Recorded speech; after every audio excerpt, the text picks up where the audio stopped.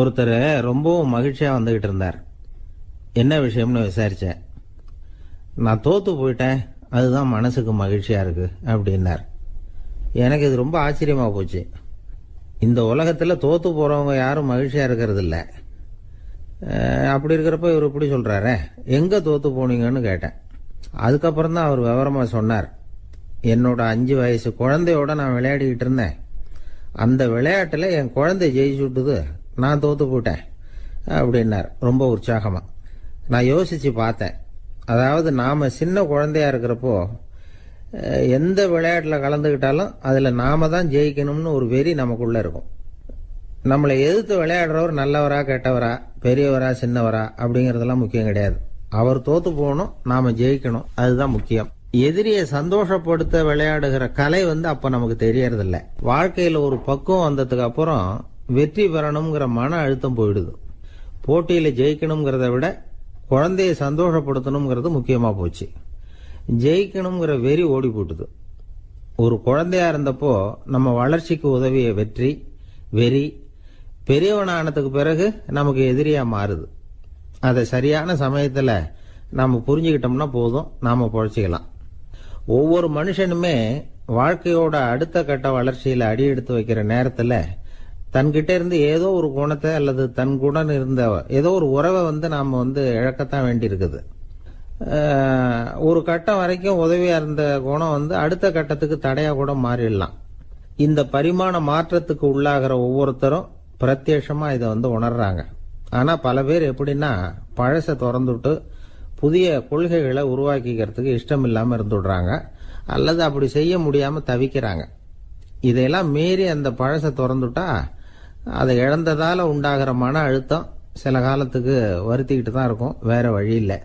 ஆரோக்கியமான ஒரு முன்னேற்றத்துக்காக அந்த மன அழுத்தத்தை தாங்கிக்கத்தான் வேணும் அப்படிங்கிறாரு அந்த உலக புகழ்பெற்ற மேதை ஒருத்தர், இந்த ஸ்காட் பெக் அப்படிங்கிறவர். பிறந்த நாள் முதல் இதுதான் சரி அப்படின்னு கற்பிக்கப்பட்டு வந்த ஒவ்வொரு தத்துவத்தையும் தங்களுடைய வளர்ச்சிக்கு தகுந்த மாதிரி மாற்றி அர்த்தப்படுத்தி கொள்ள முடியாமல் வாழ்க்கை சூழல்ல அப்படியே அரைப்பட்டு தூளாகிறவர்கள் தான் ரொம்ப தவிக்கிறாங்களாம். இதுதான் அவருடைய கருத்து. பெரும்பாலும் மனிதர்களுடைய நடுத்தர வயசுல, அதாவது 30 தாண்டுகிற சமயத்துல தான் இந்த தவிப்பு உண்டாவதுதான். இததான் மேற்கத்திய நாடுகள்ல அடிக்கடி மிட் லைஃப் கிரைசிஸ் அப்படின்னு சொல்றாங்க. அப்பப்போ பழசையெல்லாம் தொலைச்சு விட்டு புதுசா பிறக்கிறதுக்கு கத்துக்கணும்.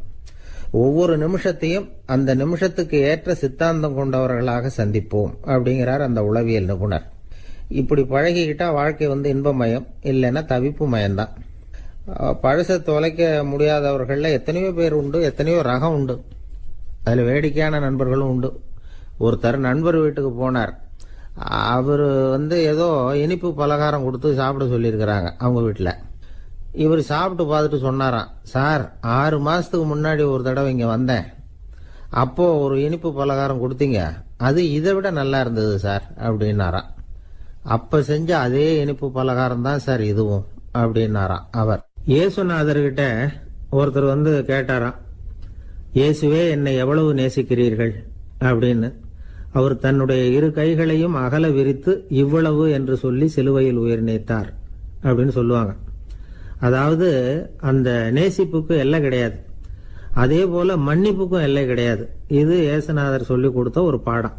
இயேசுனுடைய சீடர்கள்ல ஒருத்தன் பீட்டர், அவன் ஒரு நாள் இயேசுநாதர்கிட்ட கேட்டிருக்கான், இயேசுவே நான் என்னுடைய தம்பி கிட்ட அடிக்கடி சண்டை போட்டுக்கிட்டு இருக்கேன், என்னுடைய சகோதரன் கூட, அவனை நான் எத்தனை தடவை மன்னிக்கிறது? ஏற்கனவே 7 தடவை அவனை மன்னிச்சுட்டேன் அப்படின்னு சொல்லியிருக்கிறான். அப்போ இயேசு சொன்னாராம், மன்னிக்கிறதுக்கு எத்தனை தடவைங்கிற கணக்கெல்லாம் கிடையாது. எத்தனை தடவை உன்னுடைய சகோதரன் உன்னை கோபப்படுத்துகிறானோ அத்தனை தடவை நீ மன்னிக்கிறதுக்கும் தயாரா இருக்கணும், அதுதான் அப்படின்னு சொன்னாராம்.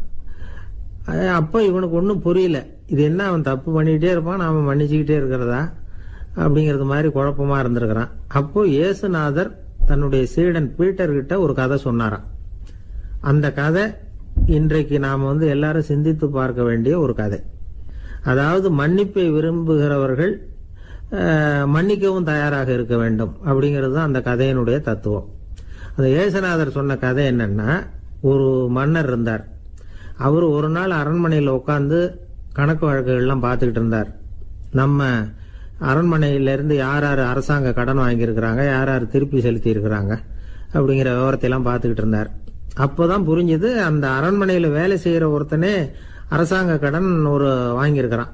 எவ்வளவு? 10,000 பொற்காசுகள் வாங்கியிருக்கான் கடன். இந்த 10,000 பொற்காசுகளை திருப்பி செலுத்தலை அரசாங்கத்துக்கு. இது மன்னர் கவனத்துக்கு வந்தது.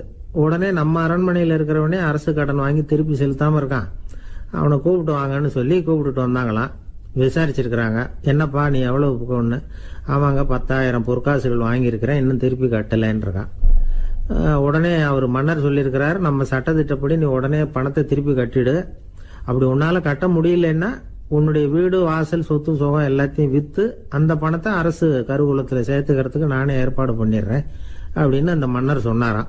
இவன் அப்படியே அதிர்ச்சி ஆயிட்டான். அப்படியே பொத்துன்னு காலில் விழுந்தானா. மன்னா என்னை மன்னிச்சுங்க, என்னால் முடியல, எனக்கு மன்னிப்பு கொடுங்க அப்படின்னு இருக்கான். உடனே அவர் எழுந்திரிச்சு, சரி நீ மன்னிப்பு கேட்டுவிட்ட, அதனால உன்னை மன்னிக்கிறேன், நீ பணம் கட்ட வேண்டாம் அப்படின்னு சொல்லி அந்த மன்னர் அவனை விட்டுட்டாராம். பணத்தையும் தள்ளுபடி கொண்டார், நீ திருப்பி கட்ட வேண்டான்னு. இவனுக்கு ரொம்ப மகிழ்ச்சி. அதனால ரொம்ப உல்லாசமா வந்துகிட்டு இருக்கிறான். தெருவில் வந்துகிட்டு இருக்கிறப்ப இவங்கிட்ட கடன் வாங்கின ஒருத்தன் எதுக்கு வந்துகிட்டு இருக்கான். அவன் இவங்கிட்ட ஒரு 100 பொற்காசுகள் கடன் வாங்கியிருக்கான். அவன் வந்தான், இவன் போய் அவன் சாட்டையா பிடிச்சிக்கிட்டான், நீ எப்படா என் கடனை திருப்பி கொடுக்க போறேன்னு. அவன் இப்போ முடியல, கொஞ்சம் பொறுத்துக்கா, அப்புறம் தரேன் இருக்கான். அதெல்லாம் முடியாது, நீ கொடுத்துதான் ஆகணும் அப்படின்னு இவன் புடிவமா சொல்றான். இப்ப நிலைமையை பாருங்க, இவன் ஏற்கனவே இவன் 10,000 பொற்காசுகள் அரசாங்கத்துல கடன் வாங்கினா அதுக்கு மன்னிச்சு விட்டுட்டார் இவனை. ஆனா இவன் இன்னொருத்தனை மன்னிக்கிறதுக்கு தயாரா இல்ல. இவங்கிட்ட கடன் வாங்கின இன்னொருத்தன் 10 பொற்காசுகள், அவனை மன்னிக்க தயாரா இல்ல. அவனை கொண்டு போய் நீதிமன்றத்துல கொண்டு போய் நிறுத்தி தண்டனை வாங்கி கொடுத்துட்டான். நீதிபதி என்ன சொன்னாரு, அந்த இவன் வாங்கின பொற்காசுகளை திருப்பி கட்டுற வரைக்கும் ஜெயிலில் இருக்கணுங்கிறது தீர்ப்பு. ஆனா உடனே அரசர் காதுல வந்து விழுந்தது. சொல்லிட்டாங்க, உங்ககிட்ட மன்னிப்பு வாங்கிட்டு போனானே ஒருத்தன், அவன் இன்னொருத்தனை மன்னிக்கிறதுக்கு தயாரா இல்லை, அவனை கொண்டு போய் ஜெயிலில் அடைச்சுட்டான் அப்படின்னு. உடனே மன்னர் பார்த்தார், இவனை மறுபடியும் கூப்பிட்டு வர சொன்னார். தபாரப்பா, நான் உன்னை மன்னிச்சு விட்டேன், ஆனா நீ இன்னொருத்தனை மன்னிக்கிறதுக்கு தயாரா இல்லை, அதனால என்னுடைய தீர்ப்பையும் மாத்துறேன், நீயும் அரசு கடன் தீர்ற வரைக்கும் ஜெயிலில் தான் இருக்கணும் அப்படின்னு சொல்லி ஜெயிலுக்கு அனுப்பிச்சுட்டாராம். இப்படி ஒரு கதையை இயேசுநாதர் தன்னுடைய சீடருக்கு சொன்னதாக ஒரு வரலாறு. அது என்ன, அதுல இருந்து நாம புரிந்து கொள்ள வேண்டியதுன்னா, நாம மன்னிக்கப்படணும்னு நாம விரும்புறோம்னா நாம இன்னொருத்தரை மன்னிக்கிறதுக்கு தயாரா இருக்கணும். அதனால நாம இன்னொருத்தரை யாரையும் மன்னிக்க மாட்டோம், ஆனா என்ன இன்னொருத்தர் மன்னிக்கணும் அப்படிங்கறது மாதிரி செய்யக்கூடாதுன்னு சொல்லுவாங்க. அது மாதிரி நாம இப்ப இது தப்பா புரிஞ்சுக்கிறவங்களும் இருக்கிறாங்க. பாவம் மன்னிப்புங்கிறதெல்லாம் எதுக்குன்னா, அதாவது மறுபடியும் பாவம் செய்யாம இருக்கிறதுக்காக தான். அதான் மன்னிக்கிறாரே அப்படிங்கிறதுக்காக மறுபடியும் பாவம் பண்ணிட்டு இருக்கிறது இல்லை. அதான் ஒருத்தர் கேட்டாராம், பாவத்திலிருந்து மன்னிப்பு கிடைக்கணும்னா நீ என்ன செய்யணும் அப்படின்னு கேட்டிருக்காரு. அதுக்கு அவன் சொல்லியிருக்கிறான், நான் முதல்ல பாவம் செய்யணும், அப்போதானே மன்னிப்பு கிடைக்கும் அப்படின்னு நானா. இப்படிப்பட்டவர்கள் தான் இன்னைக்கு உலகத்தில் அதிகமாக இருக்கிறாங்க. அதனால இந்த மன்னிப்பின் மகத்துவம்ங்கிறது இயேசுநாதர்ட்ட இருந்து தான் நாம புரிஞ்சுக்கணும். அந்த இயேசு சொன்ன அந்த மன்னிக்கிற மனோபாவம் இருந்தால் இன்னைக்கு உலகம் பூராவும் அமைதி பூங்காவாக இருக்கும். அதுல ஒன்றும் ஆச்சரியமே இல்லை, அதுல ஒன்றும் சந்தேகமும் இல்லை. அதனால மன்னிக்கிற மனோபாவத்தை நாம எல்லாரும் நமக்குள்ளே வளர்த்து கொள்ள வேண்டும் அப்படிங்கிறது தான் நாம இன்றைக்கு எல்லோரும் சிந்தித்து பார்க்க வேண்டிய ஒரு செய்தி. ஒரு வயசான அம்மா தெரு வழியா போயிட்டு இருந்தாங்க. அவங்க கையில எண்ணத்தையே வச்சுக்கிட்டு அதை அடிக்கடி பார்த்துக்கிட்டே இருந்தாங்க. ஒருத்தன் மெதுவா அவங்க கிட்ட போய் கையில் இருக்கிறது என்ன அப்படின்னு எட்டி பார்த்தா அவங்க கையில 4 பல்லு இருந்துதான். இவன் ஆச்சரியமா அந்த அம்மாவை பார்த்தான். ஏம்மா, உனக்கு என்ன பைத்தியமா, ஏது இந்த பல்லு, இதை என்னத்துக்காக கையில வச்சுக்கிட்டு அலைஞ்சிட்டு இருக்கிற அப்படின்னு கேட்டிருக்கான். அதுக்கு அந்த அம்மா விவரம் சொல்ல ஆரம்பிச்சாங்களாம். இதை பாருப்பா, எனக்கு ஒரு மகன் இருந்தான், அவனை ரொம்ப செல்லமா வளர்த்தேன்.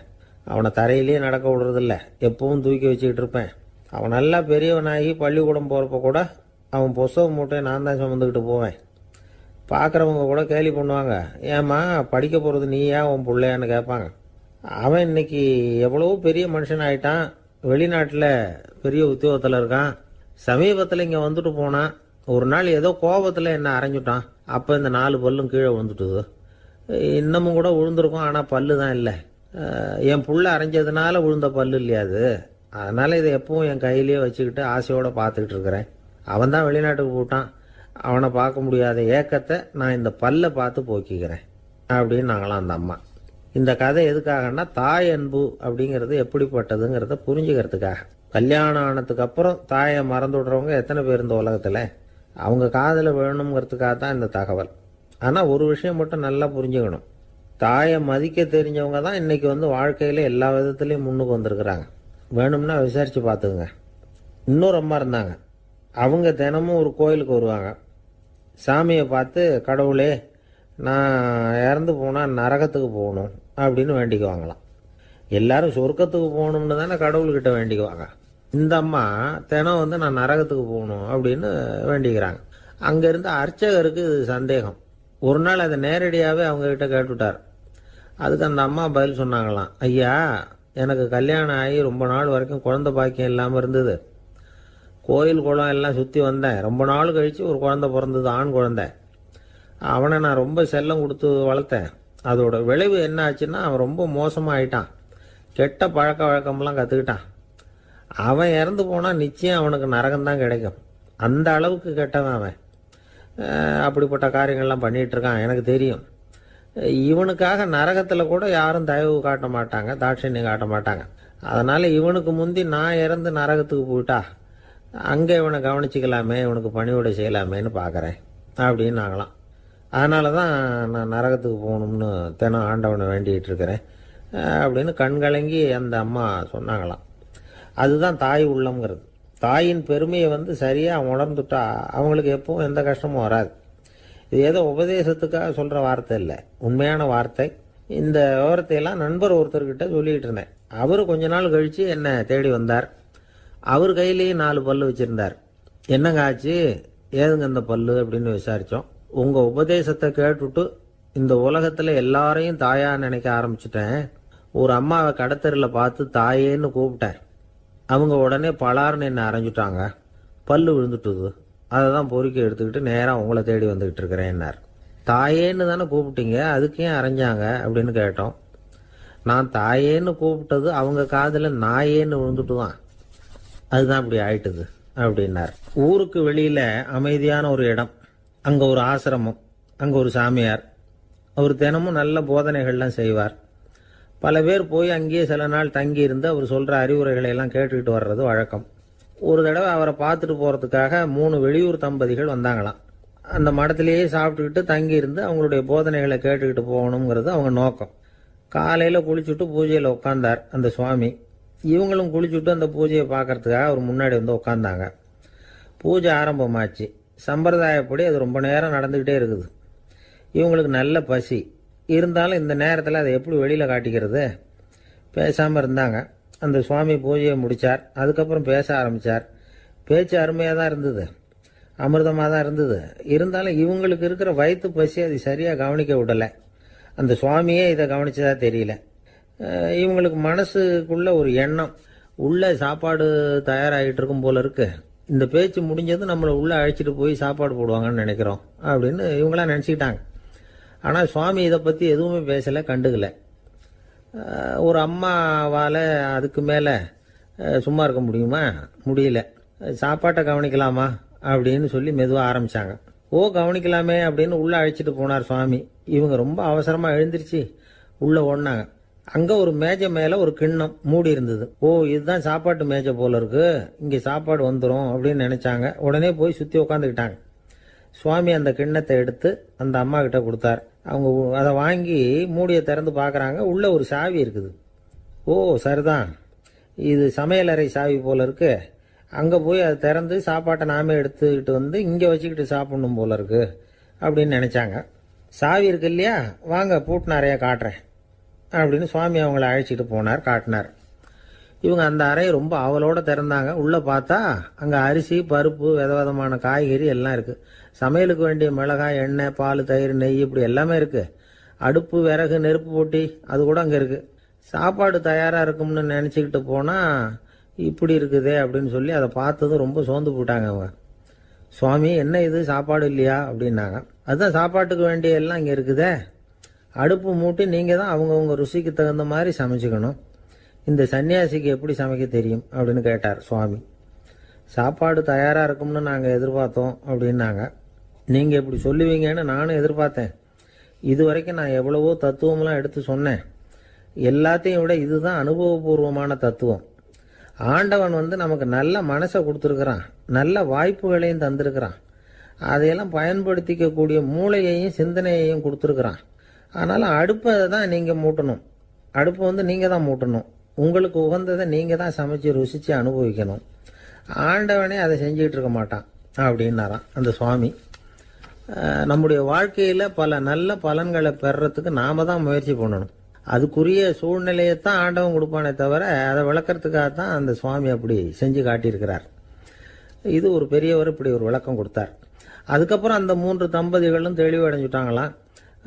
நாம் தெளிவடைகிறது எப்போங்கிறது தான் தெரியல அப்படின்னு பல பேர் இதை கேட்டுட்டு சொல்லிட்டு இருக்கிறாங்க.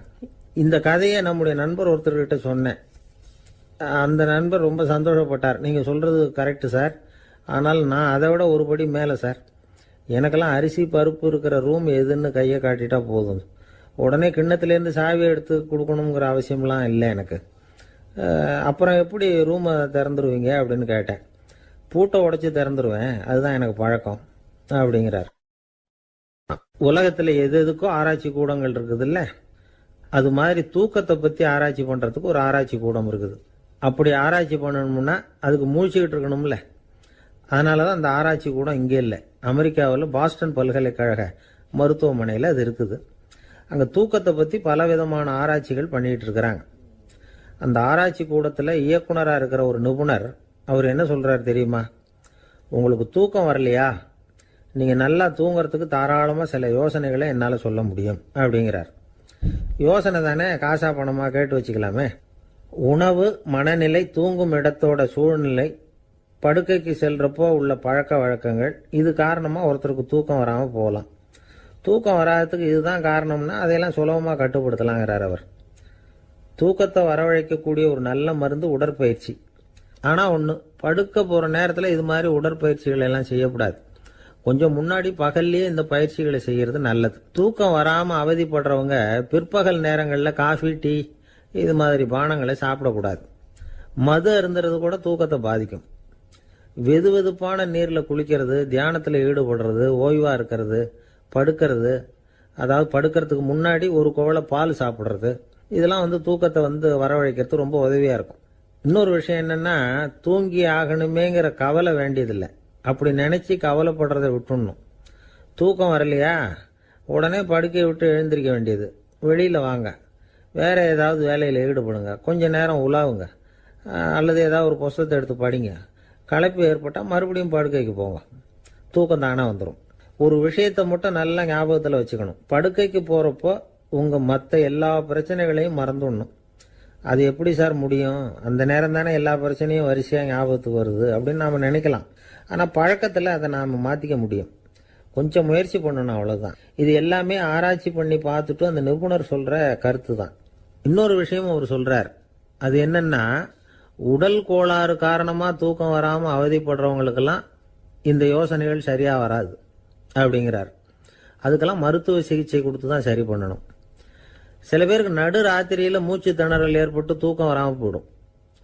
ஊரெல்லாம் தூங்குறப்ப தான் மட்டும் தூங்காமல் மூழ்கிட்டு இருக்கிறது, ஊரெல்லாம் மூழ்கிட்டு இருக்கிறப்ப தான் மட்டும் தூங்குறது, இது மாதிரி கோளாறுகளால் சில பேர் பாதிக்கப்படலாம். காலு தசை முறுக்கிக்கிறதுனால சில பேருக்கு அடிக்கடி விழிப்பு வரலாம். மன அழற்சி காரணமாக சில பேருக்கு தூக்கம் வராது. இது மாதிரி கோளாறுகளுக்கெல்லாம் அதுக்கு தகுந்த மாதிரி சிகிச்சை கொடுத்து தான் சரி பண்ண வேண்டியிருக்கும். எந்த கோளாறும் இல்லாமல் தூக்கம் வரலைன்னா ஆரம்பத்தில் சொன்ன முறைகளை கடைபிடிச்சு பார்க்கலாம். தூக்கம் வந்ததுன்னா யோசனை சொன்ன அந்த நிபுணருக்கு நன்றி சொல்லலாம். ஒருத்தர், ஏன் சார் பஸ்ஸில் தூங்குறது கெட்ட பழக்கமானு கேட்டார். இல்லையே, நான் கூட பஸ்ஸில் போகிறப்ப தூங்கிட்டு தானே போவேன் அப்படின்னார் இன்னொருத்தர். அப்புறம் ஏன் என்ன டிரைவர் வேலை வேணாம்னு வீட்டுக்கு அனுப்பி வச்சுட்டாங்க அப்படின்னாராம் அவர். ஒருத்தரை பார்த்து உன்னுடைய நண்பர்கள் யார் அப்படின்னு ஒரு கேள்வி கேட்டு பாருங்க. கொஞ்சம் யோசிச்சு பதில் சொல்லுவாங்க. அவங்க கிட்டேயே உன்னுடைய எதிரிகள் யார் அப்படின்னு கேளுங்க, கடகடன்னு ஒப்பிச்சிருவாங்க. நம்ம மனசு இருக்க, அது எப்படின்னா, நம்ம நண்பர்களை விட எதிரிகளை அது நல்லா ஞாபகத்தில் வச்சுக்கும். இது ஒரு ஆச்சரியமான உண்மை. உங்களால் நண்பர்களை மறந்துட முடியும், ஆனால் எதிரிகளை மறந்துட முடியாது.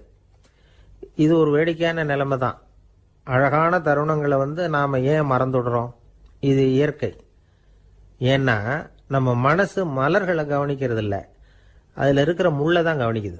தன்னை காயப்படுத்துகிற எதையும் அது உடனே கண்டுகொள்ளுது.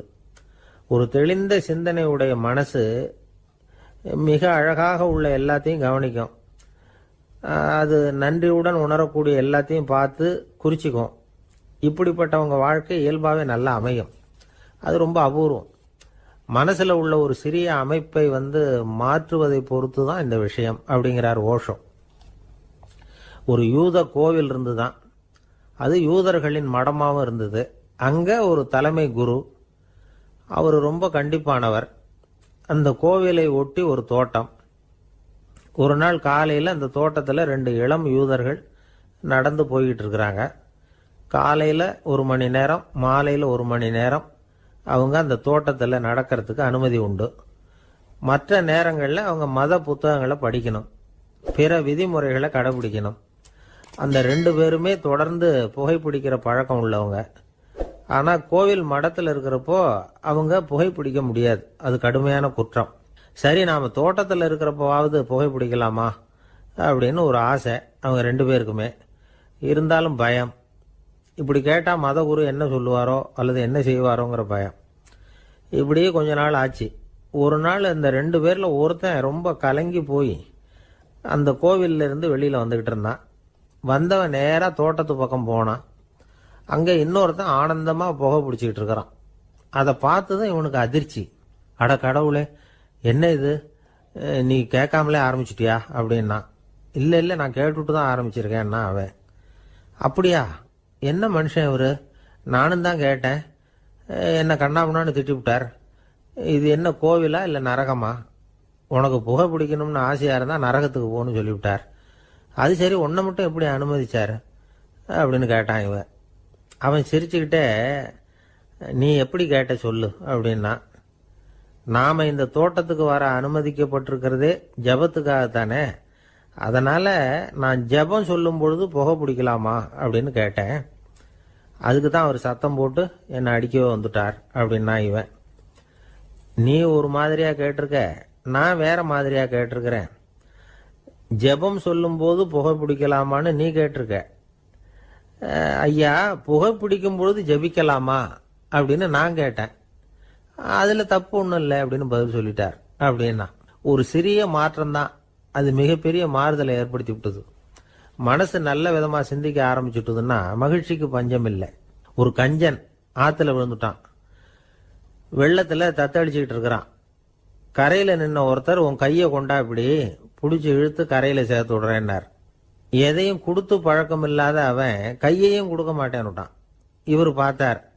உன் கையை கொடுன்னு சொல்றதுக்கு பதிலாக நான் என் கையை கொடுக்குறேன் பிடிச்சிக்கோ அப்படின்னார். அவன் கப்புன்னு பிடிச்சிக்கிட்டான், இழுத்து கரையில் போட்டார். என்ன சார், உங்கள் பையன் என்ன செஞ்சுக்கிட்டு இருக்கிறான் இப்போ அப்படின்னு கேட்டார் ஒருத்தர். அடிக்கடி கண்ணாடி முன்னாடி நின்று அழகு பார்த்துக்கிட்டு இருக்கிறான் சார் அப்படின்னாரு அப்பா. இளம் பருவம் இப்படி தான் இருக்கும், அதையெல்லாம் சாதாரணமாக நினச்சிடாதீங்க அப்படின்னாரு அவர். என்ன சார் சொல்கிறீங்க, கண்ணாடி முன்னாடி நின்றுக்கிட்டு நேரத்தை வீணாக்கிக்கிட்டு இருக்கான், அதை ஒரு பெரிய விஷயமா நான் நினைக்கணுமா அப்படின்னாரு இவர். இளம் பருவத்தில் இளைஞர்களுக்கும் சின்ன பொண்ணுங்களுக்கும் அடிக்கடி கண்ணாடியில் பார்க்கணும்னு தோணும். அது வெறுமனே அழகு பார்க்கறது மட்டும் இல்லை, அவங்க தங்களையே தேடி கண்டுபிடிக்கிற ஒரு முயற்சி அது. இது ஒரு மனோதத்துவ விளைவு. இது வரைக்கும் சின்ன பிள்ளையா இருந்துட்டோம், இனிமேல் நாமளும் மற்றவங்க மாதிரி மனிதர்கள் தான் அப்படிங்கிற உணர்வு அவங்களுக்கு வருது. தங்களோட முகம் எப்படி இருக்குது, அழகு எப்படி இருக்குது, உடம்பு நேரம் எப்படி இருக்குது, முடி எப்படி இருக்குது அப்படிங்கிறதையெல்லாம் கண்டுபிடிக்கிறாங்க. அதுக்கப்புறம் இன்னொரு ஆணோ பொண்ணோ தன்னை கவனிக்கணும் அப்படின்னு நினைக்கிறாங்க. இதெல்லாம் மனோதத்துவ உண்மைகள், இதெல்லாம் இயற்கை. இதை பார்த்துட்டு பெற்றவங்க பிள்ளைங்க கெட்டு போட்டாங்க அப்படின்னு நினைக்கக்கூடாது, அவங்கள திட்டிக்கிட்டே இருக்கக்கூடாது. இன்னைக்கு பல குடும்பங்களில் இதுதான் நடந்துகிட்டு இருக்குது. மனுஷ வாழ்க்கையிலேயே இப்படியும் இல்லாத அப்படியும் இல்லாத ஒரு பருவம் இளம் பருவம். 13லேருந்து 19 வயசுக்கு உட்பட்ட ஆண்கள் பெண்கள் இந்த வகையை சேர்ந்தவங்க, டீனேஜ் குரூப். இவங்கள சின்னவங்கன்னு நினச்சிட முடியாது, பெரியவங்கன்னு நினச்சிட முடியாது. இவங்க ரொம்ப சென்சிட்டிவ். சமூகம் நினைச்சா இவங்களை நல்லவங்களாகவும் ஆக்கலாம், கெட்டவங்களாகவும் ஆக்கலாம். கொஞ்சம் அக்கறை எடுத்துக்கிட்டால் பெரிய பெரிய மேதைகளையும் விஞ்ஞானிகளையும் உருவாக்கலாம். ஆனால் நடக்கிறது என்ன தெரியுமா, அநேகமாக இவங்களை யாருமே சரியாக புரிஞ்சுக்கிறது இல்லை, இவங்களை சரியாக நடத்துறதும் இல்லை. இது வரைக்கும் நாம் சொல்கிறத கேட்டுக்கிட்டு இருந்தான், இப்போல்லாம் அவன் இஷ்டத்துக்கு நடக்க ஆரம்பிச்சுட்டான் அப்படின்னு வருத்தப்படுற பெற்றோர்கள் அதிகம். இது வருத்தப்படுற விஷயம் இல்லை, சந்தோஷப்பட வேண்டிய விஷயம். உங்கள் புள்ள சொந்தமாக யோசிக்க ஆரம்பிக்கிறதும் நடந்துக்க ஆரம்பிக்கிறதும் ஒரு தப்பான விஷயமா? அவன் கடைசி வரைக்கும் உங்கள் பேச்சையே கேட்டுக்கிட்டு இருக்கணுங்கிறது என்ன நியாயம்? இன்னைக்கு இளைஞர்களை பெரியவங்க தப்பாக புரிஞ்சுக்கிட்டு தவறாக நடத்துறதுனால தான் அவங்களுக்கு வெறுப்பு, எரிச்சல், மனக்கசப்பு எல்லாம் உண்டாகுது. பெற்றவங்க சரியாக மதிக்கிறது இல்லை அப்படிங்கிற ஒரே காரணத்தினாலேயே வீணா போகிற பிள்ளைங்க இன்னைக்கு அதிகம். சரி, பெற்றவங்களுக்கு இன்னைக்கு என்னதான் புத்தி சொல்ல வர்றீங்க அப்படின்னு கேட்குறீங்களா? நாம எதையும் சொல்ல வரல. ஆனால் அது சம்பந்தமான சில நிபுணர்கள் சொல்லியிருக்கிறத உங்கள் காதில் போட்டு வைக்கலாம். அது என்னன்னா, பிள்ளைங்க கிட்ட அன்பு செலுத்துங்க. குழந்தையா இருந்தப்போ எவ்வளவு பாசமாக இருந்தீங்க, வளர வளர அதை ஏன் குறைச்சிக்கிறீங்க? பெற்றவங்களின் அன்பான வார்த்தைகளுக்கு ஏங்குறவங்க தான் இன்றைய இளைஞர்கள். அவங்க எதை சொன்னாலும் அதை அக்கறையாக காது கொடுத்து கேளுங்க, அலட்சியப்படுத்தாதீங்க. அவங்க விரும்புறது உங்ககிட்ட இருந்து ஒரு மதிப்பு, மரியாதை, அங்கீகாரம், இவ்வளவுதான். அவங்க அவங்களாவே முடிவுகள் எடுக்கட்டும், அதுக்கு நீங்கள் உதவியா இருங்க, அது போதும். மற்றவங்க முன்னாடி, முக்கியமாக அவங்க நண்பர்கள் முன்னாடி அவங்கள பற்றி மட்டமாக பேசாதீங்க. அவங்க கிட்ட பொய் சொல்லக்கூடாது. நீங்கள் சொன்னது பொய்ன்னு தெரிஞ்சு போச்சுன்னா உங்கள் பேரில் அவங்களுக்கு இருக்கிற மதிப்பு போயிடும், நம்பிக்கை போயிடும். அவங்களுக்கு முன்னாடி நீங்கள் சண்டை போடக்கூடாது. உங்கள் பிள்ளைய எப்பவும் இன்னொரு பிள்ளையோட ஒப்பிட்டு பேசுகிற வேலையே வேணாம். கூட பிறந்த மற்றவங்களோட கூட ஒப்பிடக்கூடாது. இப்படி செஞ்சால் அவன் உங்ககிட்டையும் பிரியமாக இருக்க மாட்டான், அவங்ககிட்டையும் பிரியமாக இருக்க மாட்டான். புள்ள எங்கே போகிறான், என்ன பண்ணுறான் அப்படின்னுலாம் துப்பறிஞ்சிக்கிட்டு இருக்கக்கூடாது.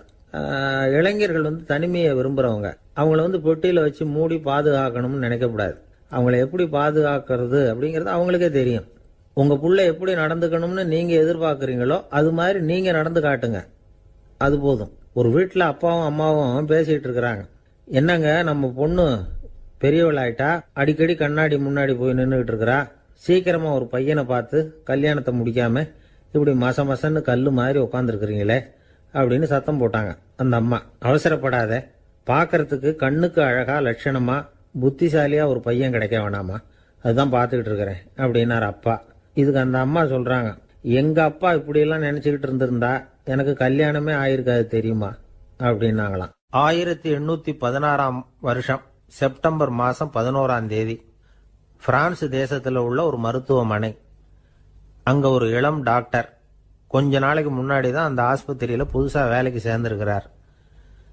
அவர் பேர் ரெனே லெனக். அவர் அன்னைக்கு காலையில் அந்த மருத்துவமனையில் அப்படியே ரவுண்ட்ஸ் வந்துக்கிட்டு இருக்கிறார். வார்டில் ஒரு படுக்கையில் ஒரு இளம் பெண் படுத்திருக்கிறார். அந்த பொண்ணுக்கு இருதய நோயாக இருக்கலாம்ங்கிறது மற்ற டாக்டர்கள் சந்தேகம். அந்த காலத்துல எல்லாம் ஒருத்தருடைய இருதய துடிப்பை தெரிஞ்சுக்கணும்னா நோயாளியின் மார்பில் டாக்டர் காதை வச்சு பார்த்து தான் தெரிஞ்சுக்கிறது வழக்கம். ஆனால் இந்த பெண்ணும் இளம் பெண், அந்த டாக்டரும் புதுசாக சேர்ந்துருக்கிறவர். அதனால் பரிசோதனை பண்ண தயங்கினார். கொஞ்ச நேரம் யோசனை பண்ணார். திடீர்னு ஒரு ஞாபகம் வந்தது அவருக்கு. அதாவது அன்னைக்கு விடியற் காலையில் தோட்டத்தில் அப்படி வாக்கிங் போயிட்டு இருந்தப்போ சின்ன பசங்கள்லாம் ஒரு மரக்கட்டையை வச்சு விளையாடிக்கிட்டு இருந்தாங்களாம். அதை இவர் பார்த்துருக்கிறார். அது என்ன விளையாட்டுனா, ஒரு நீளமான மரப்பலகை, அதில் ஒரு முனையில் ஒரு பையன் தன்னுடைய காதை வச்சுக்கிட்டு இருக்கிறான், மறுமுனையில் இன்னொரு பையன் அந்த மரப்பலகையை ஒரு ஆணியால் கீறிக்கிட்டு இருக்கிறான். ஒரு முனையில் ஆணியால் கீறும் பொழுது மறுமுனையில் காதை வச்சிருக்கிற பையனுக்கு அந்த சத்தம் துல்லியமாக கேட்குது. அந்த டாக்டருக்கு காலையில் பார்த்த இந்த விளையாட்டு ஞாபகத்துக்கு வந்துட்டுது. உடனே என்ன பண்ணார் தெரியுமா? ஒரு நீளமான காகிதத்தை எடுத்தார். அதை அப்படியே உருளை மாதிரி உருட்டினார். ஒரு முனையை அந்த நோயாளியின் மார்பில் இடது பக்கம் வச்சார், இன்னொரு முனையில் தன்னுடைய காதை வச்சார். என்ன ஆச்சரியம்! நோயாளியின் மார்பில் நேரடியாக காதை வச்சு கேட்கறத விட துல்லியமாக கேட்டுது இதய துடிப்பு. இதய துடிப்பு மட்டும் இல்லை, மூச்சு இழுத்து விடுறது, திரவ பொருள்களின் அசைவு, எல்லா சத்தமும் தெளிவாக கேட்குது. கிரேக்க மொழியில் ஸ்டெத்தாஸ் அப்படின்னா மார்பு, ஸ்கோப்பின் அப்படின்னா பார்ப்பதுன்னு அர்த்தம். அதனால டாக்டர் ரெனே லெனக் தான் கண்டுபிடிச்ச கருவிக்கு ஸ்டெத்தஸ்கோப் அப்படின்னு பேர் வச்சார். அவரே முதல் மாடலையும் செஞ்சார். அளவு ரொம்ப பெருசாக இருந்தது, சுலபமாக எடுத்துகிட்டு போகிறது கஷ்டம், அது அவ்வளோ கஷ்டமாக இருந்தது அது. அதனால் அவரே அதை அப்புறம் 2 பிரிவாக தயார் பண்ணார். இது 2 துண்டையும் டாக்டர் தன்னோட கோட்டு பாக்கெட்டில் வச்சுக்கலாம், தேவைப்படுறப்ப எடுத்து ஒன்றா சேர்த்துக்கலாம். இப்படி தான் அவர் ஆரம்பத்தில் பண்ணார். தன்னுடைய இந்த கண்டுபிடிப்பை பற்றி அவர் ஒரு புத்தகம் எழுதினார். நிறைய விற்றுது, புகழும் பணமும் சேர்ந்தது. பணமும் புகழும் சேர்ந்தது மாதிரியே அவருக்கு ஒரு நோயும் சேர்ந்தது. அது என்ன நோயின்னு கண்டுபிடிக்கிறதுக்கும் அவர் கண்டுபிடிச்ச கருவி தான் உபயோகப்பட்டு தான். அவரே அதை கண்டுபிடிச்சார். அவருக்கு வந்திருந்தது காச நோய். 1826 வருஷம் ஆகஸ்ட் மாதம் 13 உலகத்தின் முதல் ஸ்டெதஸ்கோப்பை கண்டுபிடிச்ச டாக்டர் ரெனே லெனக் காலமானார். அவர் சாகிறதுக்கு முன்னாடி மரத்தால் செஞ்சு வச்சிருந்த ஸ்டெதஸ்கோப்பை தனக்கு வேண்டியப்பட்ட ஒரு டாக்டர்கிட்ட கொடுத்து, என்னுடைய சொத்துக்கள்லேயே ரொம்ப வசந்தது அப்படின்னு சொன்னாராம். அதுக்கப்புறம் 3 வெள்ளைக்காரங்க சேர்ந்து இந்த கருவியில் சில மாற்றங்களை பண்ணாங்க. ஆனால் 1829 லண்டனில் டாக்டர் நிக்கோலஸுங்கிறவர் ஒரு காதால் இதய துடிப்பை கேட்கறத விட டாக்டர் 2 காதாலையும் கேட்கறது தான் சரியா இருக்கும் அப்படின்னு ஒரு கருத்தை வெளியிட்டார். அதுக்கப்புறம் ரொம்ப காலம் கழிச்சு 1852 ஜார்ஜ் காமான் அப்படிங்கிறவர் ரப்பர் டியூப்களை உபயோகப்படுத்தி 2 காதாலையும் கேட்கற மாதிரி ஒரு புதிய வடிவத்தை அதுக்கு கொடுத்தார். அதுக்கு பிறகு அது படிப்படியாக எவ்வளவோ மாற்றங்கள் இருந்தாலும் ஆரம்பத்தில் டாக்டர் ரெனே லெனக் உருவாக்கின அடிப்படை மாடலை யாரும் மாற்றி அமைக்கலைங்கிறது தான் முக்கியமான விஷயம். நமக்கு தெரிஞ்ச ஒரு ஆஸ்பத்திரி, அதில் ஒரு நோயாளி, காலை நேரத்தில் நர்ஸு அந்த பக்கமாக போயிட்டு இருந்தாங்க. அதை பார்த்துட்டு ஒரு நர்ஸுன்னு கத்துறார். நர்ஸ் அவசரமாக ஓடி வந்து என்ன விஷயம்னு கேட்டாங்க.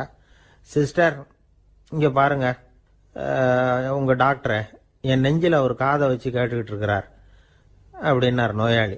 சிஸ்டர் பதட்டப்படாமல், அதனால் என்ன, இந்த டாக்டர் பழமையான விஷயங்களில் ரொம்ப நம்பிக்கை உள்ளவர், அதனால் ஸ்டெதாஸ்கோப்பை உபயோகப்படுத்தாமல் காதை வச்சு கேட்குறார், அது ஒன்றும் தப்பு இல்லை அப்படின்னாங்களாம்.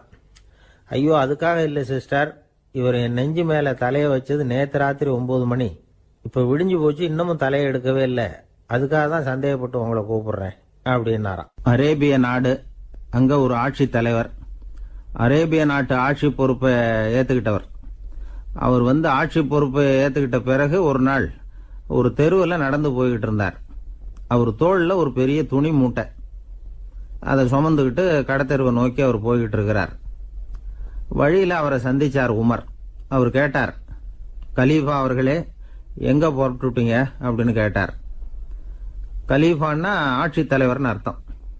இதுக்கு அவர் சொன்னார், நான் வந்து துணி வணிகம் செய்கிறவன், அதனால துணி வியாபாரம் செய்யறதுக்காக போயிட்டு இருக்கிறேன்னார்.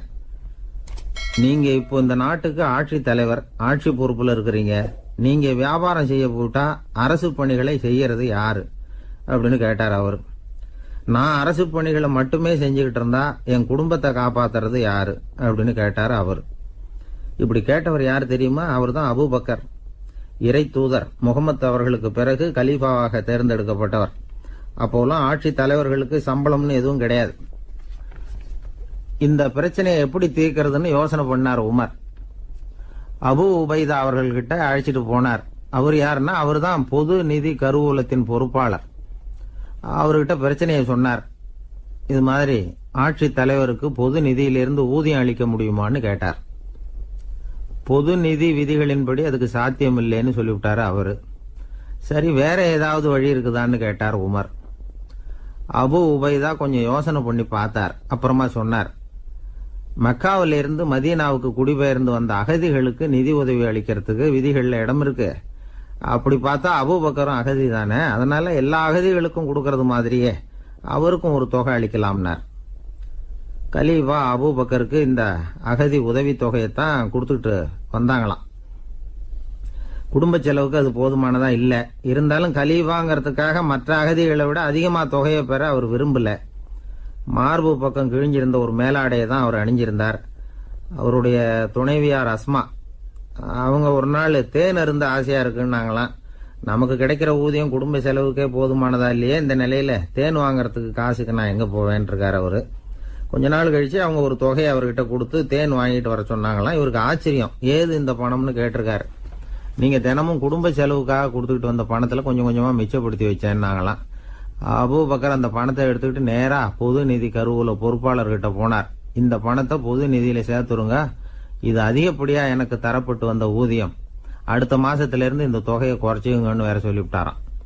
பசியை தணிக்க தேவையான அளவு உணவு, ஒரு ஜோடி உடை, இதை தவிர கூடுதலா மக்கள் பொது நிதியிலிருந்து வாங்கிக்கிறதுக்கு என் குடும்பத்தாருக்கு உரிமை இல்லை அப்படின்னு சொல்லி கண்டிப்பா சொல்லிவிட்டாராம். அவர் வாங்கிட்டு வந்த இந்த குறைந்த ஊதியம் கூட அவர் மனசை உறுத்திக்கிட்டே இருந்தது. கடைசி நேரம் அவர் தம்முடைய மகள் ஆயிஷா அவர்களை அழைச்சார். மகளே, இதுவரைக்கும் பொது நிதியிலிருந்து நான் வாங்கிட்டு வந்த தொகை என்னுடைய இதயத்துல பாரமா அழுத்திக்கிட்டு இருக்கு. என் தோட்டத்தை வித்து அதுல வர்ற பணத்திலிருந்து நான் இதுவரைக்கும் வாங்கிட்டு வந்த ஊதிய தொகையை கணக்கு போட்டு பொது நிதியில சேர்த்துடு அப்படின்னாராம். பதவி ஏற்கிறதுக்கு முன்னாடி தன்கிட்ட இருந்ததை விட இப்போ கூடுதலாக என்ன சொத்து இருக்குன்னு பார்த்துருக்கார். ஒரு ஒட்டகம், ஒரு கோப்பை, ஒரு பணியாள். இதையும் அடுத்தபடியா கலீஃபாவா வர்றவர்கிட்ட ஒப்படைச்சிருங்க அப்படின்னு விட்டாராம்.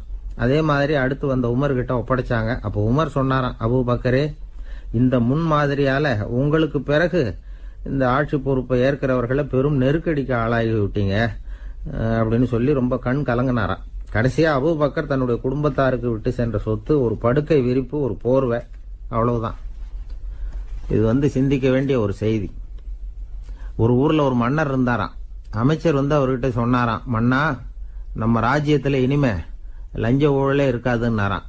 ஆஹா, அப்படின்னா ஊழல் பேர் வழிகளை எல்லாம் நாடு கடத்தியாச்சா அப்படின்னு கேட்டிருக்காரு மன்னர். இதுக்கு அவரு, அப்படி இல்லைங்க, இனிமே கொடுக்கறதுக்கு ஜனங்கள் கிட்ட பணமே இல்லை அப்படின்னாராம். இந்த உலகத்துல எல்லாருக்கும் மகிழ்ச்சி தரக்கூடிய ஒரு பொருள் எது? இது ஒரு முக்கியமான கேள்வி. இந்த கேள்விக்கு பொருத்தமான ஒரு பதிலை உங்களால சொல்ல முடியுமா? அதாவது கொஞ்சம் யோசிச்சு பார்த்தா பணம்னு சொல்லலாமா? இப்போ கையில் காசு இல்லாதவங்ககிட்ட ஒரு 10 ரூபாய் கொடுத்தா அது அவனுக்கு சந்தோஷத்தை கொடுக்கும். ஏற்கனவே வருமான வரி பிரச்சனையில் சிக்கி இருக்கிறவர்கிட்ட இன்னும் கொஞ்சம் பணம் இந்தாங்கன்னு சொல்லி கொடுத்தோம்னா அது அவருக்கு சங்கடத்தை தான் கொடுக்கும். அதனால அந்த கேள்விக்கு பணம்ங்கிறது பொருத்தமான பதிலாக இருக்க முடியாது.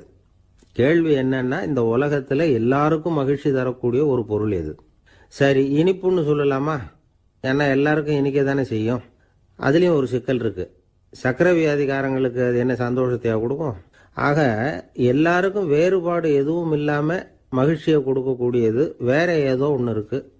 அது என்னன்னு கண்டுபிடிக்கணும். அதுதான் இன்னைக்கு தகவல். இப்போ அதை கண்டுபிடிக்கணும்னா இந்த கதையை கேட்கணும். அது என்ன கதைன்னா, ஒரு ஊரில் ஒரு ராஜா இருந்தார். அவருக்கும் இதே சந்தேகம் வந்துட்டுது. அதாவது எல்லாருக்கும் இன்பம் தரக்கூடிய பொருள் எது அப்படின்னு. இதுக்கு பதில் தெரிஞ்சுக்கிறதுக்கு ஆசைப்பட்டார். சரி, அதுக்கு என்ன செய்யலாம்னு யோசனை பண்ணாரு. நாட்டு மக்களுக்கு பகிரங்கமாக ஒரு அறிவிப்பு கொடுத்தார். நம்ம நாட்டு மக்கள் இன்பம் தரக்கூடிய பொருள் எதுன்னு நினைக்கிறாங்களோ அதை கொண்டுகிட்டு அரண்மனையில் உள்ள கண்காட்சி மண்டபத்தில் வைக்கலாம். அப்படி அவங்க வைக்கிற பொருள்களில் எது எல்லாருக்கும் இன்பம் தரக்கூடியதாக இருக்குமோ அதை வச்சவருக்கு 1000 பொற்காசுகள் பரிசு அப்படின்னு அறிவிப்பு கொடுத்துட்டார். ஜனங்கள் இந்த அறிவிப்பை கேட்டாங்க. அதுக்கப்புறம் சும்மா இருப்பாங்களா? 1000 பொற்காசுன்னா சும்மாவா? அவங்க கையில் என்னென்ன கிடைச்சதோ அதையெல்லாம் கொண்டாந்து அரண்மனை காட்சி மண்டபத்தில் வச்சுட்டாங்க. அதுக்கப்புறமா ராஜா அங்கே வந்தார். ஒவ்வொன்றா பார்த்துக்கிட்டே வந்தார். முதல்ல ஒரு குயில் இருந்தது, இனிமையாக பாடக்கூடிய குயில். இந்த குயிலோட இன்னிசை எல்லாருக்கும் இன்பம் தரக்கூடியது தான். இருந்தாலும் காது கேட்காதவங்களுக்கு இந்த இசை எப்படி இன்பம் தர முடியும்? அதனால இது சரியில்லைன்னு விட்டார். அடுத்தபடியாக போனார். அங்கே என்ன வச்சிருக்கிறாங்கன்னு பார்த்தார். பார்த்தா ஒரு அழகான மயில் அங்கே தோகை விரித்து ஆடிக்கிட்டு இருக்குது. இந்த மயிலோட ஆட்டம் மனசுக்கு இன்பம் தரக்கூடியது தான். இருந்தாலும் பார்வை இல்லாதவங்க இந்த ஆட்டத்தை பார்த்து ரசிக்க முடியுமா? முடியாது. அதனால இதுவும் சரியில்லை அப்படின்னு சொல்லிவிட்டார். அதுக்கு அடுத்தபடியாக போனார். பல வகையான இனிப்பு பண்டங்களை வச்சுருந்தாங்க. பார்த்தார், வயசானவங்களுக்கும் நோயாளிகளுக்கும் இது இன்பம் தராது, துன்பம் தான் கொடுக்கும் அப்படின்னார்.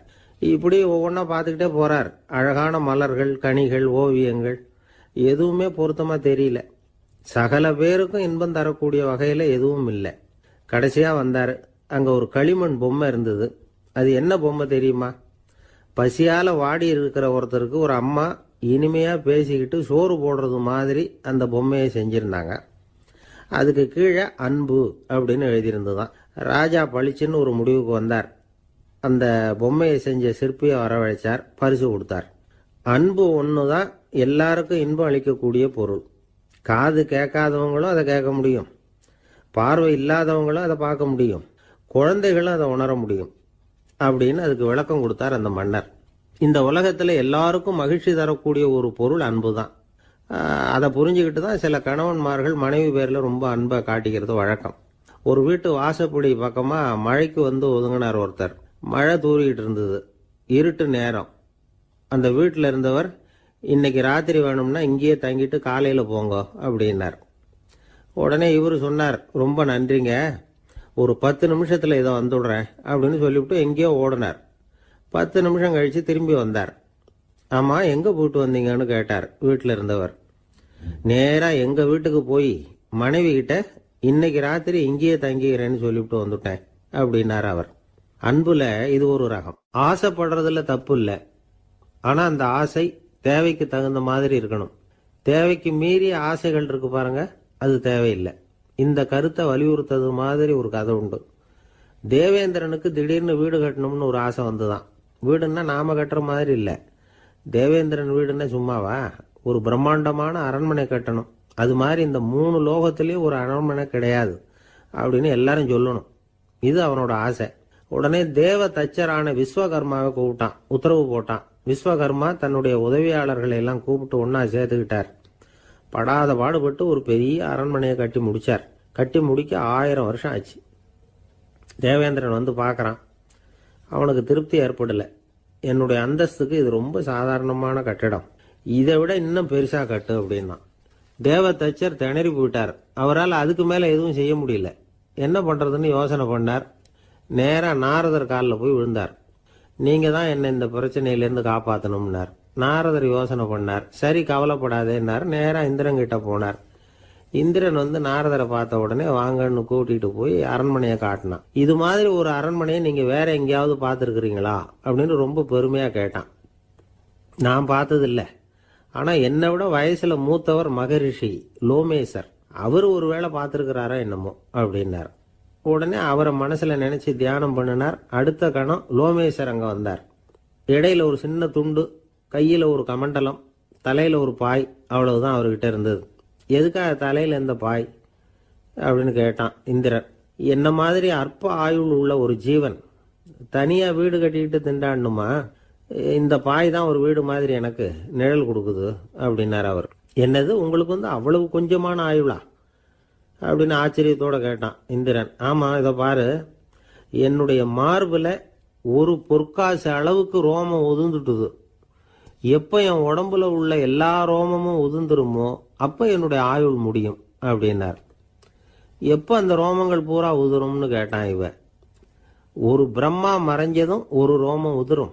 என் உடம்புல உள்ள ரோமங்களின் எண்ணிக்கை எவ்வளவோ அவ்வளவு பிரம்மாக்கள் தோன்றி அவங்க ஆயுள் முடியும் பொழுது என் உடம்புல உள்ள ரோமங்கள் பூரா உதிரும் அப்படின்னார். அப்படின்னா ஒரு பிரம்மாவோட ஆயுள் எவ்வளவு காலம்னு கேட்டான். ஒரு பிரம்மாவுக்கு 100 தேவ வருஷம். ஒவ்வொரு தேவ வருஷத்துக்கும் 365 தேவ நாள்.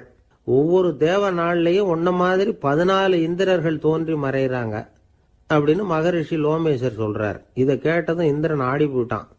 அவ்வளவு ஆயுள் உள்ள இவரே அற்ப ஆயுள்னு சொல்றாரு. நான் என்னுடைய ஆயுளை பெருசா நினைச்சுக்கிட்டு பிரம்மாண்டமான அரண்மனை கட்டணும்னு ஆசைப்படுறேனே அப்படின்னு நினைச்சான். எனக்கு வீடு கட்டின வரைக்கும் போதும்னு விட்டான். அதனால நாமெல்லாம் நம்முடைய தேவைக்கு தகுந்த மாதிரி ஆசைப்படுறது தான் நியாயம். ஆனா அப்படியா நடந்துக்கிறோம்? மனுஷன் வந்து கடவுளையே ஏமாத்தி காசி வாங்கறதுக்குள்ள ஆசைப்படுறான். ஒரு தீக்குச்சி தீப்பெட்டியை பார்த்து கேட்டுதான், நாம 2 பேரும் தானே உரசிக்கிறோம், ஆனா நான் மட்டும் தீ பிடிச்சி எரிஞ்சு போறேன், நீ அப்படியே இருக்கிறிய அப்படின்னு தான். அதுக்கு தீப்பெட்டி சொல்லி இருக்குது, உனக்கு தலையில கணம் இருக்கு அதனால அழிஞ்சு போற அப்படின்னு தான். எப்படி இருக்கு பாருங்க இந்த பதில். தலையில கணம் உள்ளவங்க யாருமே சரியா இருக்க முடியாது. எவ்வளவு பெரியவங்களா இருந்தாலும் சரி, ரொம்ப கஷ்டம்தான் அது. கர்வம்ங்கிறது கூடவே கூடாது. இதை விளக்கறதுக்கு மகான் ஒருத்தர் ஒரு சம்பவத்தை சொல்றார். அர்ஜுனன் வந்து தீர்த்த யாத்திரை பண்ணானா.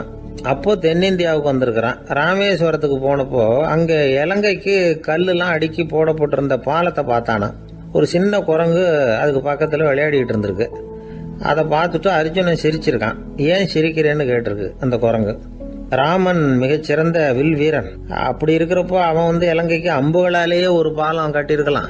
அதை விட்டுட்டு போயும் உன்ன மாதிரி குரங்குகளை துணையா வச்சுக்கிட்டு இப்படி ஒரு கருங்கல் பாலத்தை கட்டியிருக்கிறானே அப்படின்னு நானா. அம்புகளால பாலம் கட்ட முடியுமா அப்படின்னு கேட்டுதான் குரங்கு. ஏன் முடியாது, என்னால முடியுமேன்னு இருக்கான் அர்ஜுனன். அம்பால பாலம் கட்டலாம், இருந்தாலும் என்ன மாதிரி குரங்குகள் ஏறி நடந்தா அது தாங்குமா? அதனாலதான் ராமர் வந்து கருங்கல் பாலமே கட்டினார் அப்படின்னு குரங்கு சொல்லிச்சான். அப்படியே சொல்ற, நான் வேணும்னா இப்ப அம்புகளாலேயே ஒரு பாலத்தை கட்டுறேன், நீ அது மேல ஏறி நடந்து பார். பாலம் விழுந்துட்டுதுன்னா நான் தீ மூட்டி அதுல குதிச்சு உயிர் தியாகம் பண்ணி விடுறேன் அப்படின்னு நான் ரொம்ப கோபமா. உடனே அந்த சின்ன குரங்கு பெரிய உருவம் எடுத்துட்டுதான். கையில கதையோட அர்ஜுனன் முன்னாடி நிக்கிறான் அனுமன். பார்த்தா என்னுடைய தலைவர் ராமரையா இழிவா பேசுற, நீ இப்போ பாலம் கட்டு, நான் என்னுடைய பலத்தை காட்டுறேன் அப்படின்னு அனுமன். அர்ஜுனன் வந்து தன்னுடைய காண்டிபத்தை எடுக்கிறான், சரமாரியா அம்புகளை விடுறான். அதெல்லாம் ஒன்னோட ஒன்று கோத்துக்கிட்டு அப்படியே பாலம் மாதிரி நிற்கிது. அர்ஜுனன் தலை நிமிர்ந்து நின்னான். அனுமன் வந்து உயர கிளம்பி அங்கேருந்து பாலத்தில் வந்து பொத்துன்னு இறங்கினான். பாலம் அப்படியே நொறுங்கி போச்சு தூள் தூளா. என்ன அர்ஜுனா, இப்போ என்ன செய்ய போற அப்படின்னு நான் ஏளனமா. அர்ஜுனன் தலையை தொங்க போட்டுக்கிட்டான். சொன்னபடி தீ மூட்டி அதில் குதிக்கிறதுக்காக 3 தடவை சுற்றி வந்தான். அப்போ கிருஷ்ணர் அங்கே வந்தார். என்ன அர்ஜுனா, என்ன நடக்குது, என்ன இது அப்படின்னு ஒன்றும் தெரியாத மாதிரி கேட்டார். அர்ஜுனன் வாயை திறக்கிறதுக்கு முன்னாடி அனுமன் வாயை திறந்தான், நடந்ததை சொன்னான். அர்ஜுனன் சவால் விட்டபடி உயிர் திறந்தே ஆகணும்னு அனுமன். கிருஷ்ணர் யோசனை பண்ணார். நல்லது, இந்த சவால் விட்டதுக்கும் நடந்ததுக்கும் யார் சாட்சி? பெரிய ஒருத்தரை சாட்சியா வச்சுக்கிட்டல்லவா நீங்க இந்த போட்டியை நடத்தியிருக்கணும் அப்படின்னார். அதனால என்ன, இப்போ மறுபடியும் அந்த போட்டியை நடத்தி விட்டா போச்சு, என்னால் அந்த அம்பு பாலத்தை நொறுக்க முடியாதா அப்படின்னு அனுமன். சரி, இப்போ மறுபடியும் அது நடக்கட்டும்னார் கிருஷ்ணர். அர்ஜுனன் அம்பு பாலம் அமைச்சான். அனுமன் ஏறி குதிச்சான். பாலம் அசைஞ்சு கொடுக்கவே இல்லை, அவ்வளோ உறுதியா இருக்கு. இப்போ அனுமன் தலையை குனிஞ்சுக்கிட்டான். அர்ஜுனன் நன்றியோட நிமிர்ந்து பார்த்தான். கிருஷ்ணருடைய தோள்கள்லையும் முதுகள்லையும் ரத்தம். என்ன சுவாமி, என்ன நடந்ததுன்னு நான் பதறி போய், உன் அம்பு பாலத்தை நான் தான் முட்டு கொடுத்து தாங்கிட்டு இருந்தேன். அனுமன் குதிச்சப்போ என் மேலே ஏற்பட்ட காயங்கள் இவை. பின்ன உன்னுடைய அம்பு பாலத்தினாலேயா பாலம் நின்னுதுன்னு நினைக்கிறேன் அப்படின்னாராம். முதல்ல வந்து அர்ஜுனன் அப்புறம் அனுமன் 2 பேருக்குமே கர்வ பங்கம் ஆயிட்டு தான். அதாவது அவங்க கிட்ட இருந்த கர்வம் போயிட்டுது. யாரா இருந்தாலும் கர்வம் கூடாதுங்கிறத இதுல இருந்து நாம புரிஞ்சுக்கணும். இந்த காலத்துல நாமெல்லாம் எந்த விஷயத்துக்கெல்லாம் கர்வப்பட்டு இருக்கோம் தெரியுமா? 2 பெண்கள் தங்களுடைய கணவன்மார்களை பத்தி ரொம்ப பெருமையா பேசிக்கிட்டாங்களாம். அதுல ஒரு அம்மா சொல்லியிருக்கு, என் வீட்டுக்காரர்கிட்ட எந்த சப்ஜெக்ட் கொடுத்தாலும் சரி அந்த விஷயத்தை பத்தி அழகா 1 மணி நேரம் பேசுவார் அப்படின்னாங்களாம். உடனே இன்னொரு அம்மா, அது என்ன பிரமாதம், என் வீட்டுக்காரருக்கு சப்ஜெக்டே தேவையில்லை, விஷயமே இல்லாம நாள் பூரா பேசிக்கிட்டு இருப்பார் அப்படின்னாங்களாம். ஆசைப்படுறதுல தப்பு இல்லை, ஆனா அந்த ஆசை தேவைக்கு தகுந்த மாதிரி இருக்கணும். தேவைக்கு மீறிய ஆசைகள் இருக்கு பாருங்க, அது தேவையில்லை. இந்த கருத்தை வலியுறுத்தது மாதிரி ஒரு கதை உண்டு. தேவேந்திரனுக்கு திடீர்னு வீடு கட்டணும்னு ஒரு ஆசை வந்துதான். வீடுன்னா நாம கட்டுற மாதிரி இல்லை. தேவேந்திரன் வீடுன்னா சும்மாவா, ஒரு பிரம்மாண்டமான அரண்மனை கட்டணும். அது மாதிரி இந்த 3 லோகத்திலயும் ஒரு அரண்மனை கிடையாது அப்படின்னு எல்லாரும் சொல்லணும். இது அவனோட ஆசை. உடனே தேவ தச்சரான விஸ்வகர்மாவை கூப்பிட்டான், உத்தரவு போட்டான். விஸ்வகர்மா தன்னுடைய உதவியாளர்களை எல்லாம் கூப்பிட்டு ஒன்னா சேர்த்துக்கிட்டார். படாத பாடுபட்டு ஒரு பெரிய அரண்மனையை கட்டி முடிச்சார். கட்டி முடிக்க 1000 வருஷம் ஆச்சு. தேவேந்திரன் வந்து பார்க்கறான். அவனுக்கு திருப்தி ஏற்படல. என்னுடைய அந்தஸ்துக்கு இது ரொம்ப சாதாரணமான கட்டிடம், இதை விட இன்னும் பெருசா கட்டு அப்படின்னா. தேவ தச்சர் திணறி போயிட்டார். அவரால் அதுக்கு மேல எதுவும் செய்ய முடியல. என்ன பண்றதுன்னு யோசனை பண்ணார். நேரா நாரதர் காலில் போய் விழுந்தார். நீங்க தான் என்ன இந்த பிரச்சனையிலேருந்து காப்பாற்றணும்னார். நாரதர் யோசனை பண்ணார். சரி, கவலைப்படாதேன்னார். நேரா இந்திரன் கிட்ட போனார். இந்திரன் வந்து நாரதரை பார்த்த உடனே வாங்கன்னு கூட்டிட்டு போய் அரண்மனையை காட்டினான். இது மாதிரி ஒரு அரண்மனையை நீங்க வேற எங்கேயாவது பார்த்துருக்கிறீங்களா அப்படின்னு ரொம்ப பெருமையா கேட்டான். நான் பார்த்ததில்லை, ஆனா என்னை விட வயசுல மூத்தவர் மகரிஷி லோமேசர், அவர் ஒரு வேளை பார்த்திருக்கிறாரா என்னமோ அப்படின்னார். உடனே அவரை மனசுல நினைச்சு தியானம் பண்ணினார். அடுத்த கணம் லோமேசர் அங்க வந்தார். இடையில ஒரு சின்ன துண்டு, கையில ஒரு கமண்டலம், தலையில ஒரு பாய், அவ்வளவுதான் அவர்கிட்ட இருந்தது. எதுக்காக தலையில இந்த பாய் அப்படின்னு கேட்டான் இந்திரன். என்ன மாதிரி அற்ப ஆயுள் உள்ள ஒரு ஜீவன் தனியா வீடு கட்டிக்கிட்டு திண்டாடணுமா? இந்த பாய் தான் ஒரு வீடு மாதிரி எனக்கு நிழல் கொடுக்குது அப்படின்னார் அவர். என்னது, உங்களுக்கு வந்து அவ்வளவு கொஞ்சமான ஆயுளா அப்படின்னு ஆச்சரியத்தோட கேட்டான் இந்திரன். ஆமா, இதை பாரு, என்னுடைய மார்புல ஒரு பொற்காசு அளவுக்கு ரோமம் உதிர்ந்துட்டுது. எப்ப என் உடம்புல உள்ள எல்லா ரோமமும் உதிர்ந்துருமோ அப்ப என்னுடைய ஆயுள் முடியும் அப்படின்னார். எப்ப அந்த ரோமங்கள் பூரா உதிரும்னு கேட்டான் இவன். ஒரு பிரம்மா மறைஞ்சதும் ஒரு ரோமம் உதிரும். என் உடம்புல உள்ள ரோமங்களின் எண்ணிக்கை எவ்வளவோ அவ்வளவு பிரம்மாக்கள் தோன்றி அவங்க ஆயுள் முடியும் பொழுது என் உடம்புல உள்ள ரோமங்கள் பூரா உதிரும் அப்படின்னார். அப்படின்னா ஒரு பிரம்மாவோட ஆயுள் எவ்வளவு காலம்னு கேட்டான். ஒரு பிரம்மாவுக்கு 100 தேவ வருஷம். ஒவ்வொரு தேவ வருஷத்துக்கும் 365 தேவ நாள். ஒவ்வொரு தேவ நாள்லயும் ஒன்ன மாதிரி 14 இந்திரர்கள் தோன்றி மறைகிறாங்க. அப்படின்னு மகரிஷி லோமேசர் சொல்றார். இதை கேட்டதும் இந்திரன் ஆடி போயிட்டான். அவ்வளவு ஆயுள் உள்ள இவரே அற்ப ஆயுள்னு சொல்றார். நான் என்னுடைய ஆயுளை பெருசா நினைச்சுக்கிட்டு பிரம்மாண்டமான அரண்மனை கட்டணும்னு ஆசைப்படுறேனே அப்படின்னு நினைச்சான். எனக்கு வீடு கட்டின வரைக்கும் போதும்னு விட்டான். அதனால நாமெல்லாம் நம்முடைய தேவைக்கு தகுந்த மாதிரி ஆசைப்படுறது தான் நியாயம். ஆனா அப்படியா நடந்துக்கிறோம்? மனுஷன் கடவுளையே ஏமாத்தி காசி வாங்கறதுக்குள்ள ஆசைப்படுறான். ஒருத்தன் கடவுளை நினைச்சு தவம் இருந்தான். கடவுள் நேரில் வந்தார். தேவலோகத்துல ரூபாய்க்கெல்லாம் என்ன மதிப்புன்னு கேட்டான். அங்கெல்லாம் ரூபாய்ங்கிறது உங்க பணத்துல 1 கோடி ரூபாய்க்கு சமம். அதாவது தேவலோகத்துல 1 ரூபான்னா இங்க 1 கோடி ரூபா. அது மாதிரி எங்களுக்கு ஒரு நாள்ங்கிறது உங்க கணக்குல 1 கோடி வருஷத்துக்கு சமம் அப்படின்னாரு கடவுள்.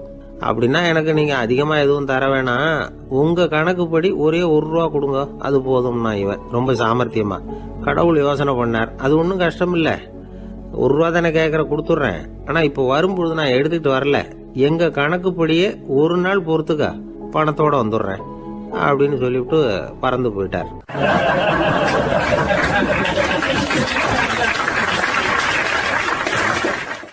ஒருத்தர் மனசுல நிம்மதி இல்லாம உட்கார்ந்திருந்தார். என்ன சார் விஷயம் அப்படின்னு விசாரிச்சேன். அகலக்கால் வச்சுட்டேன், அதுதான் அவதிப்படுறேன்னார். விவரமா சொல்லுங்கன்னு. வீடு கட்டணும்னு ஆரம்பிச்சேன், வேலை பாதியிலேயே நிக்குது, கையில பணம் இல்லை அப்படின்னார்.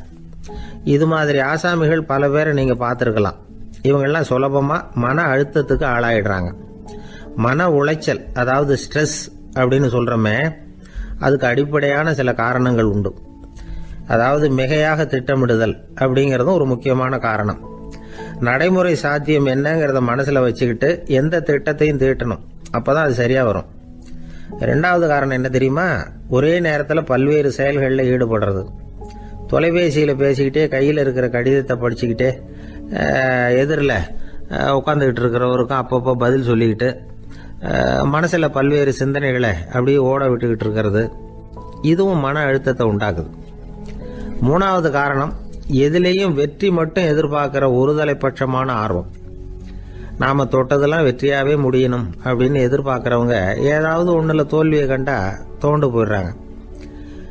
எப்படியும் முடியலாம்ங்கிற எண்ணம் ஏற்கனவே நமக்குள்ள இருந்துட்டுதுன்னா அந்த அவஸ்தை வராது. அதனால அதுவும் நம்ம வளர்த்து கொள்ள வேண்டிய ஒரு குணம். மன உளைச்சல் ஏற்படுறதுக்கு இன்னொரு காரணம், எதையும் வேகமா செஞ்சுடணும் அப்படிங்கிற துடிப்பு. அந்த துடிப்பே மனசை அழுத்த ஆரம்பிச்சிடும். எந்த ஒரு காரியத்திலையும் தாமதமோ இடையூறோ ஏற்பட்டா அதை பொறுத்துக்கிற மனப்போக்கம் வேணும். அது இல்லாதவங்க அழுத்தத்துக்கு ஆளாயிடுறாங்க. சில பேர் வேலைன்னு எந்த நேரம் பார்த்தாலும் வேலையே கதின்னு கிடப்பாங்க. பொழுதுபோக்குக்கோ உடற்பயிற்சிக்கோ குடும்பத்தில் உள்ளவங்க அல்லது நண்பர்கள் கூட கலந்துரையாடவோ கொஞ்சம் கூட நேரம் ஒதுக்க மாட்டாங்க. இந்த சுபாவம் மன அழுத்தத்தை உண்டு பண்ணும். இதையெல்லாம் புரிஞ்சுக்கிட்டு அதிலிருந்து விடுபடுறது எப்படின்னு யோசிக்கணும். வல்லுநர்கள் இது தொடர்பாக சில யோசனைகளை சொல்லி வச்சிருக்கிறாங்க. அது என்னன்னா, வாழ்க்கைங்கிறது பிரச்சனைகளால பின்னப்பட்ட ஒன்று. அது எப்பவுமே முடிவடையாத ஒரு தொடர்கதை அப்படிங்கிறத முதல்ல நாம புரிஞ்சுக்கணும். ஒரே நேரத்தில் ஒரு காரியத்தில் மட்டுமே நாம கவனம் செலுத்தணும். அடுத்தவங்க காரியத்தில் தலையிடக்கூடாது. எதையும் பேச ஆரம்பிக்கிறதுக்கு முன்னாடி நம்மை நாமே கேட்டுக்க வேண்டிய கேள்வி 2. 1, நான் சொல்ல போறது ரொம்ப முக்கியமானதா? 2வது, நான் சொல்றத அவங்க கேட்கறதுக்கு ஆசைப்படுறாங்களா? நான் பேசுறதுக்கு அது சரியான நேரம் தானா? இதை யோசிச்சு பார்த்ததுக்கு அப்புறம் எதையும் பேச ஆரம்பிக்கணும். முடிஞ்ச அளவுக்கு வளைந்து போகிற சுபாவத்தை வளர்த்துக்கணும். நம்ம நேரம் விலை மதிப்பு இல்லாதது, அதை வீணாக்கக்கூடாது. சிரிக்க தெரியலனாலும் பரவாயில்ல, முகத்தில் கொஞ்சம் புன்முறுவலாவது காட்டணும். இதெல்லாம் ரொம்ப முக்கியம். அடுத்தவங்க ஏதாவது செஞ்சா உடனே நன்றி சொல்ல மறக்கப்படாது. தினமும் கொஞ்சம் நேரத்தை தனிமையில் செலவு பண்ணணும். மன உளைச்சல்ல இருந்து விடுபடுறதுக்கு 3 முக்கிய வழிகள் சொல்றாங்க. அதை சுருக்கமா ரெட் அப்படின்னு சொல்றாங்க. RED ஆங்கில எழுத்துல. அந்த முதல் எழுத்து R, அது என்னன்னா ரிலாக்ஸேஷன், அதாவது இடை ஓய்வு. 2வது E எக்ஸர்சைஸ், உடற்பயிற்சி. 3வது டயட், திட்டமிட்ட உணவு முறை. அதனால